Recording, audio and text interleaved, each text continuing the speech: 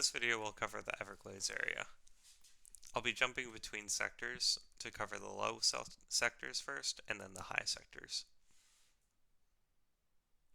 Notably, in the Everglades area, there's the Q77 rule, which you may be familiar with. Aircraft on Q77, this airway running northbound here, must be cleared at odd altitudes northbound for any aircraft east of it, or even altitudes southbound for any aircraft east of it. Anything west of Q77 may be issued standard altitudes.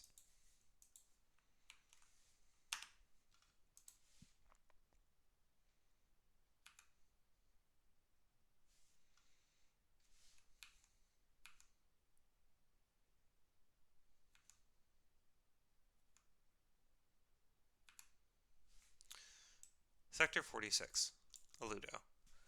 Aludo primarily works departures from Miami and Palm Beach TRACONs.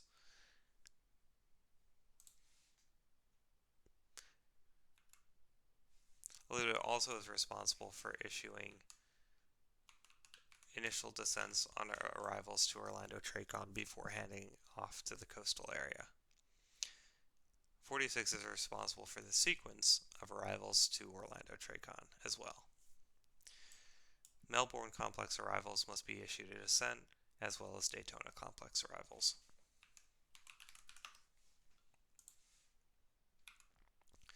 Sector 47, LaBelle, consists of arrivals, departures, and overflights both at high and low altitudes.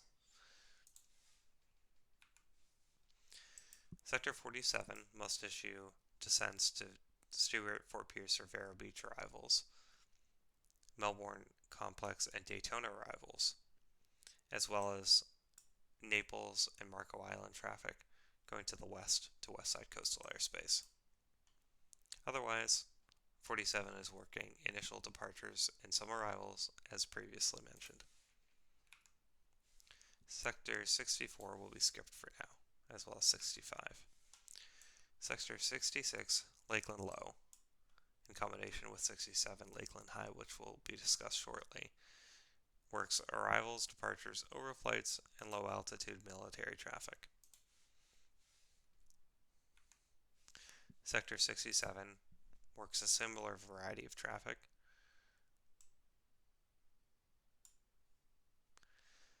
Traffic landing Marathon or Key West from Sector 67 airspace down here must be issued an altitude at or below flight level 230 before being handed off to west side coastal airspace. Traffic landing Punta Gorda via the Lubber Star, as depicted here, must be issued 13,000 feet, 10 miles north of Liffey, so around here, near Waddy. Effectively, what this allows them to do is hand off traffic directly to Tampa approach, bypassing Sector 7 in west side coastal airspace.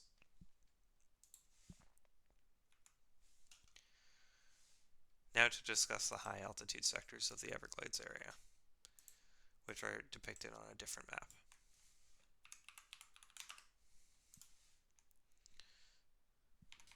Going back to Sector 64, the west sector for the Everglades high airspace, Sector 64 primary controls high altitude departures over Sarasota and Lakeland and arrivals to Fort Myers.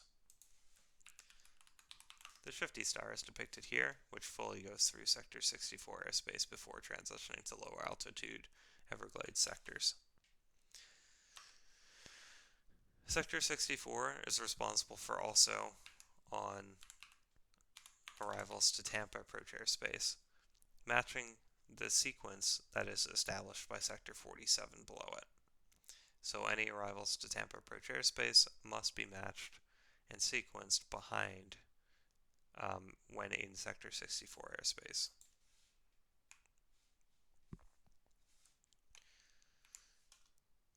As mentioned, Sector 64 must also descend Tampa TRACON arrivals to flight level 240. Sector 65, Boyle, primarily controls high altitude departures overflying the Orlando area, frequently via Quebec 77.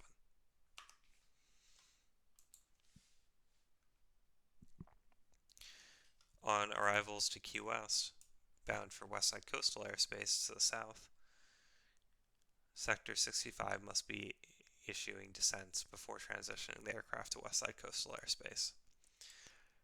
Sector 65 is also responsible for issuing descents to Freeport arrivals and for Orlando TRACON arrivals that have not been further descended.